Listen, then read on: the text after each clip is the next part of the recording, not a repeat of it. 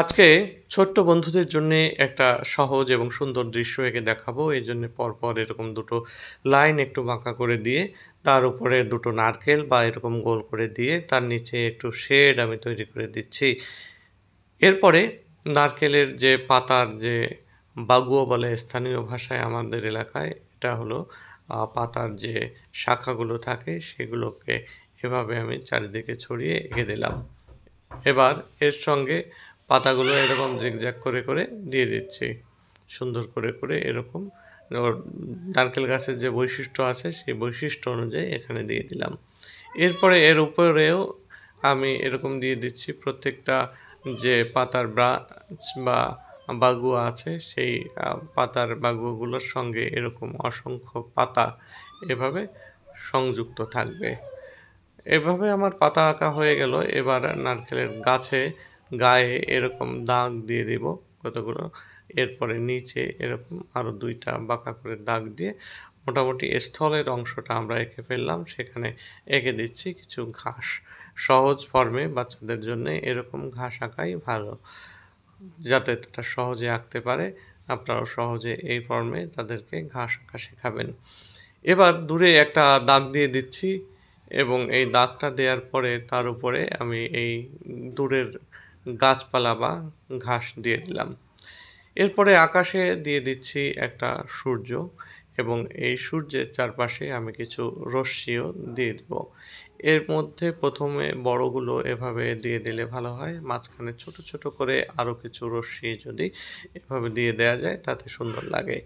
এরপর আমি নদীতে এঁকে দেব একটা নৌকা, এভাবে হালকা বাঁকা করে দুটো লাইন দিয়ে তার নিচে নৌকার তলাটা এভাবে সহজে এঁকে দিলাম এবং নৌকায় একজন মাঝিকে আমরা এঁকে দেব।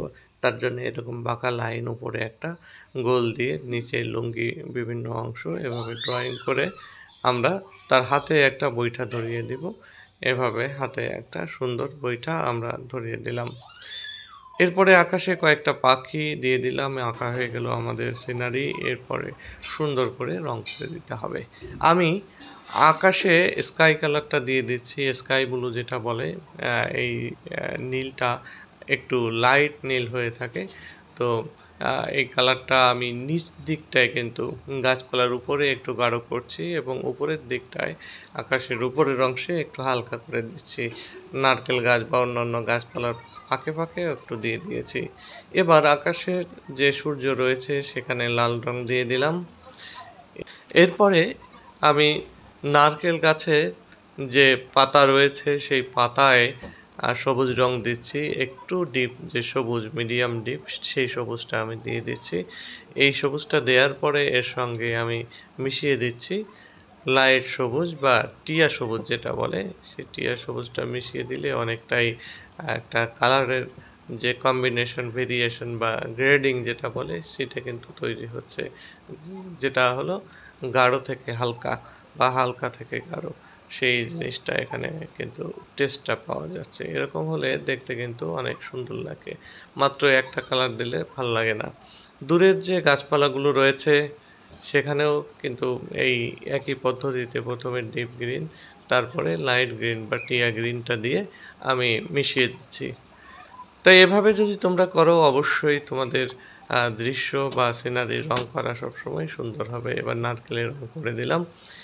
এরপরে নদীতে আমি রং করে দিচ্ছি। আকাশে যে কালারটা ব্যবহার করেছিলাম স্কাই ব্লু, সেই কালারটি ব্যবহার করছি। দূরের যে ঝোপঝাড় আছে তার কাছে গাঢ় এবং কাছের যে ঘাসপালা রয়েছে সেখানেও একটু গাঢ় এবং নৌকার নিচে গাঢ় দিয়েছি। আর নৌকায় আমি বাদামি রং দিয়ে দিচ্ছি। নৌকার উপরের অংশে ইয়েলো আকার রং দিয়ে দিলাম।